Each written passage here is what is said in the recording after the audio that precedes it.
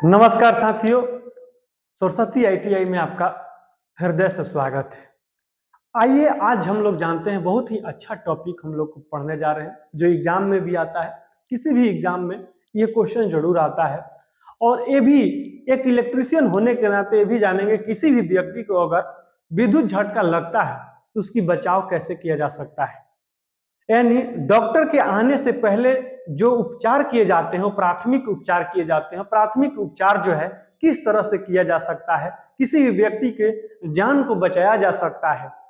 तो आज हम लोग जानते हैं कि ABC क्या होता है, यानी एयर अवे ब्रीथिंग सर्कुलेशन, हवा श्वासन परिसंचरण के बारे में जानते हैं। ये किस तरह से होता है, किस तरह से किसी व्यक्ति का हम लोग जीवन को बचा सकते हैं। मैंने पहले ही कहा था, विद्युत क्षेत्र जो होता है वो बहुत ही अति संवेदनशील क्षेत्र होता है। दुर्घटनाएं घटने की निरंतर इसमें संभावनाएं बनी होती है, लेकिन अगर दुर्घटनाएं हो जाती है, मैंने सुरक्षा सेफ्टी भी पढ़ाया, लेकिन मानव का नेचर ही ऐसा है, मिस्टेकिंग होता है। मिस्टेकिंग से दुर्घटनाएं घटित हो सकती है। दुर्घटनाएं किसी भी व्यक्ति के साथ घटित हो सकती है, लेकिन उसके उपचार, अब मान लीजिए हॉस्पिटल आपके नजदीक नहीं है, डॉक्टर आपके नजदीक नहीं है, तो आप किस तरह से किसी व्यक्ति को जान बचा सकते हैं एक इलेक्ट्रीशियन होने के नाते। तो आज जो हम लोग बात कर रहे हैं कि ABC क्या होता है, इसके बारे में डिटेल जानेंगे कि एग्जाम में किस तरह से क्वेश्चन आता है, इस टॉपिक से किस तरह से क्वेश्चन आता है उसके बारे में भी जानेंगे। एक एक चीजों को बारीकी से देखेंगे। बहुत ही शानदार क्लास चल रहा है, आप सारे लोग जो हैं बहुत ही शांतिपूर्वक बैठकर क्लास का आनंद ले रहे हैं। अच्छा माहौल है पढ़ाई का, पूरा फोकस कीजिए पढ़ाई के लिए। वैकेंसी आ रही है, तब तक आप लोग जो है कंप्लीट कर लीजिए अपने कोर्स को, और जैसे ही कोर्स कंप्लीट होता है आप किसी भी एग्जाम में आप क्रैक कर सकते हैं। आइए सबसे पहले हम लोग जानते हैं ABC। अब ABC क्या होता है इसके बारे में जानते हैं।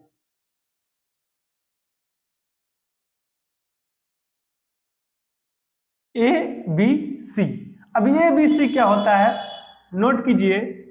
Air away breathing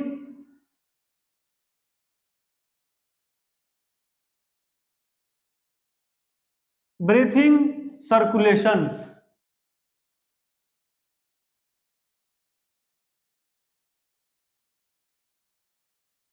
air away breathing circulation. अब ये जो होता है इसका मतलब होता है हवा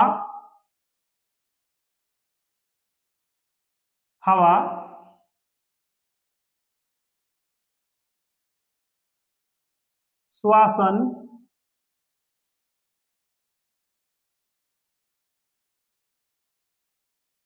परिसंचरण, हवा श्वासन परिसंचरण।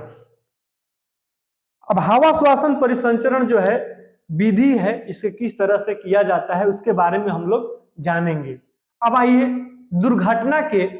दुर्घटना जो है घटित होने के बाद 30 मिनट के समय को हम लोग गोल्डन आवर में कहते हैं। कोई भी अगर इलेक्ट्रिकल विद्युत का झटका अगर किसी व्यक्ति को लगता है तो 30 मिनट का जो समय होता है उसकी जिंदगी के लिए वो गोल्डन आवर होता है, गोल्डन समय होता है। तो उसके बारे में बताते हैं गोल्डन आवर क्या होता है। नोट डाउन कीजिए गोल्डन आवर।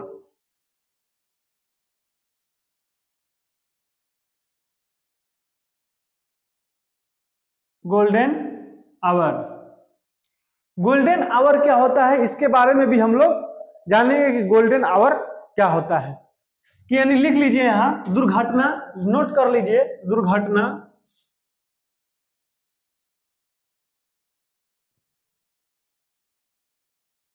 दुर्घटना लिख लीजिए। दुर्घटना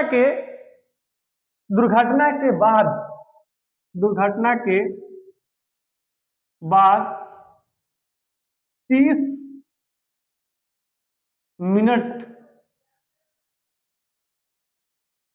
मिनट का जो समय होता है, दुर्घटना घटना का प्रथम 30 मिनट जो होता है वो इसी को गोल्डन आवर बोलते हैं। अब गोल्डन आवर कहने का मेरा मतलब यह है कि ये 30 मिनट बहुत ही उसके जीवन के लिए बहुत ही महत्वपूर्ण होता है। इसलिए कि अगर किसी व्यक्ति को अगर विद्युत झटका लगता है और वो बेहोश हो जाता है या गिर जाता है, तो अगर 30 मिनट के अंदर प्राथमिक उपचार अगर करते हैं या किसी व्यक्ति को डॉक्टर के पास ले जाते हैं या एम्बुलेंस बुलाते हैं, तो ये 30 मिनट जो होता है इसके जीवन के लिए बहुत ही महत्वपूर्ण समय होता है। तो आइए अब जानते हैं, अब यहाँ से जो क्वेश्चन आता है एग्जाम में कि अगर किसी व्यक्ति को विद्युत झटका लग गया तो उसको पीने के लिए क्या देना चाहिए। क्वेश्चन नहीं आता विद्युत, यानी क्वेश्चन आता है कि झटके लगे हुए व्यक्तियों को पीने के लिए क्या देना चाहिए। लिख लीजिए यहाँ, ये क्वेश्चन है, इसको स्टार कर देते हैं। लिखिए विद्युत झटके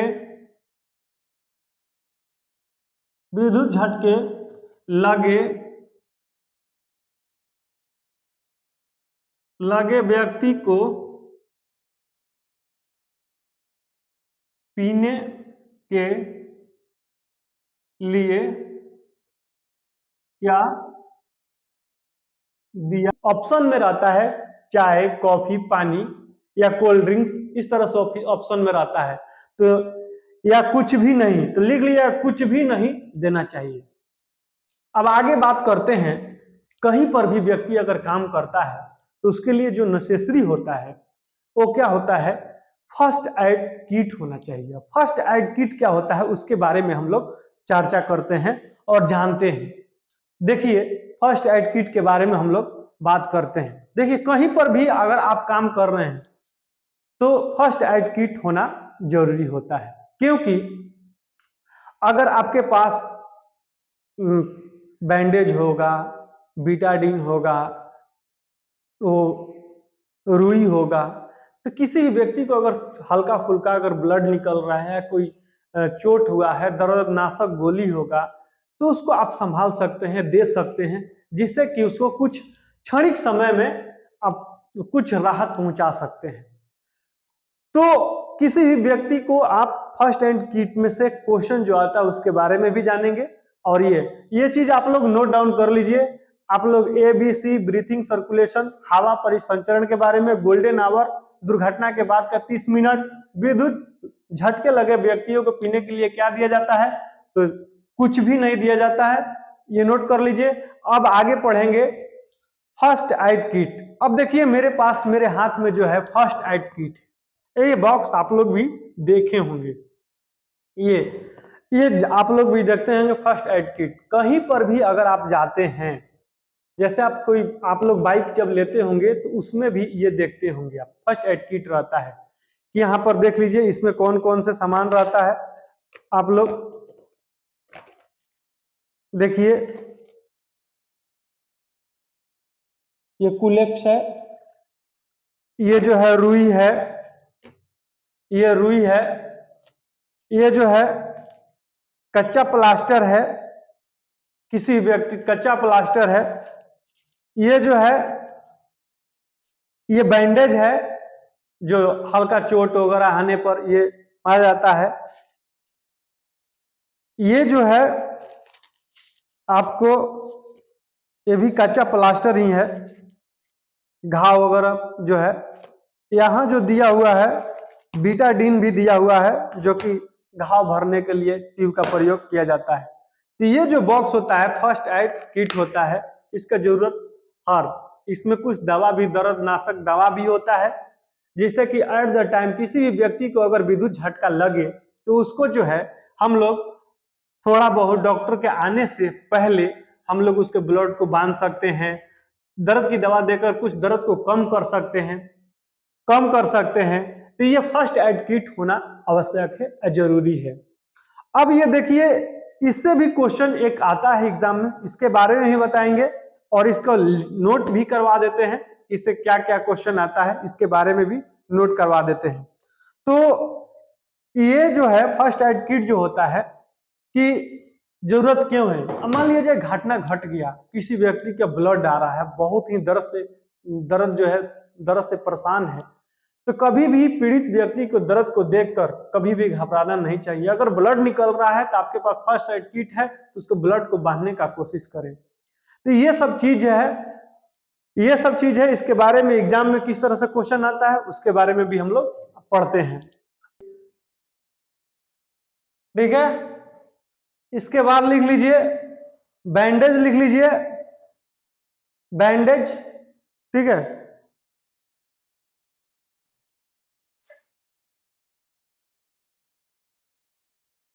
बैंडेज ये सब चीज जो है फर्स्ट एड किट में होना चाहिए।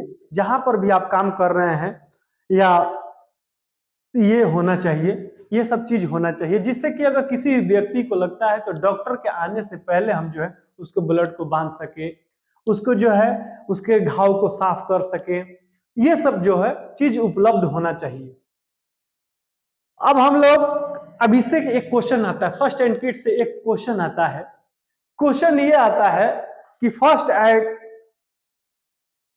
एड बॉक्स में, लिख लीजिए क्वेश्चन, लिख लीजिए आप पहले, एग्जाम में किस तरह से इसमें क्वेश्चन आता है उसके बारे में लिखिए। लिखिए क्वेश्चन आता है कि फर्स्ट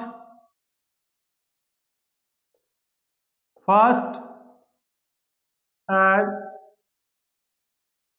किट में, ठीक है, first aid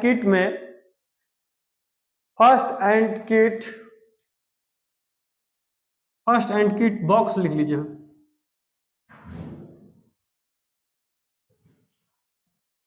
first aid kit box में, ठीक है, घाव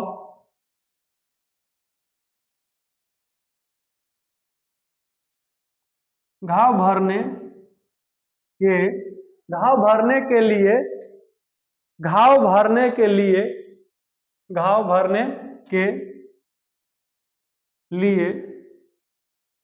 कौन सी ट्यूब, लिख लीजिए घाव भरने के लिए कौन सी ट्यूब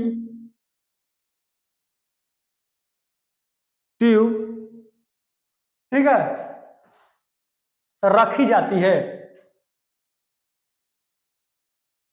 रखी जाती है। तो इसमें लिख लीजिए, ये क्वेश्चन आपका एग्जाम में आता है, बीटाडीन,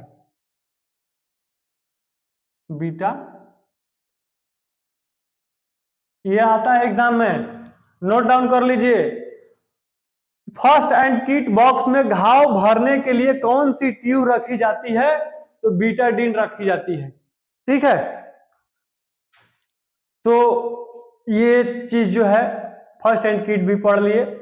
अब हम लोग पढ़ते हैं कृत्रिम श्वासिक प्रक्रिया। ठीक है, इसके बारे में पढ़ते हैं कि अगर किसी व्यक्ति को अगर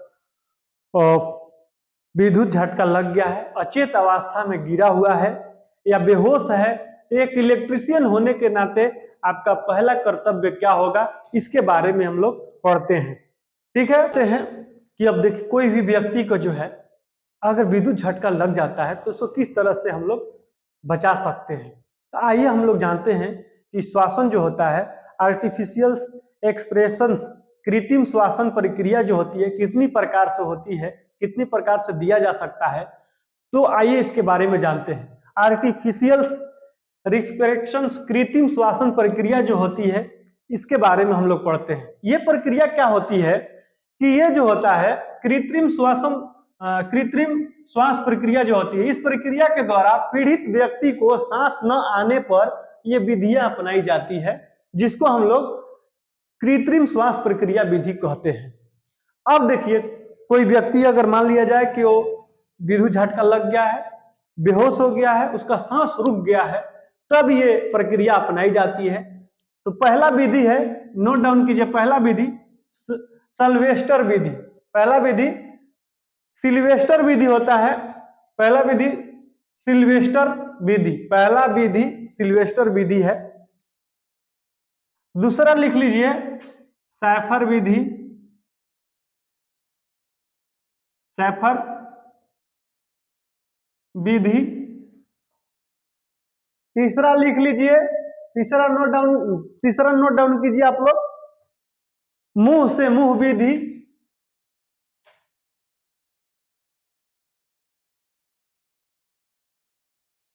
मुंह से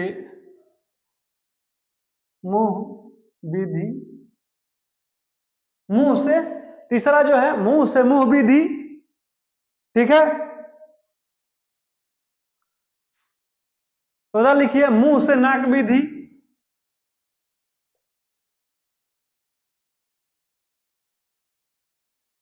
मुंह से